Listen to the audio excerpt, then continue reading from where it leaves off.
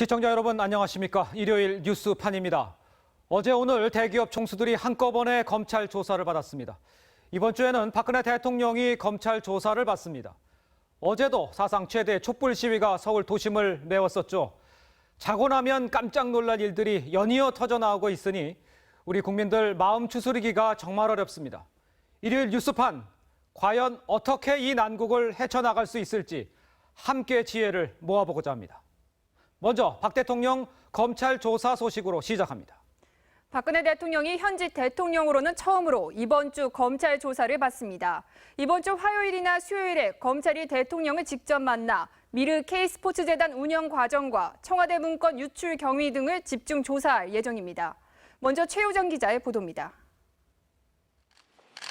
검찰이 오는 15일에서 16일 사이 박근혜 대통령을 조사하겠다고 밝혔습니다. 일단은 참고인 신분인데 조사 과정에서 피의자로 바뀔 가능성도 배제할 수 없습니다.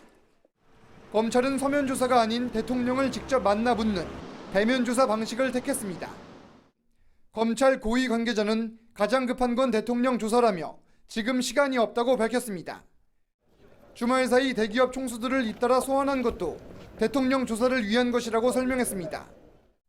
대기업들이 거액의 기금을 내는 과정에 대가 관계가 있었다면 박 대통령에게 제3자 뇌물죄 적용이 가능합니다. 이미 구속된 최순실 씨와의 관계를 인정한 만큼 직권남용 공범 혐의도 받고 있습니다. 검찰은 롯데의 70억 원 추가 보금과 광고회사 포레카 강탈 작전 등에 대통령이 개입했는지도 조사할 예정입니다.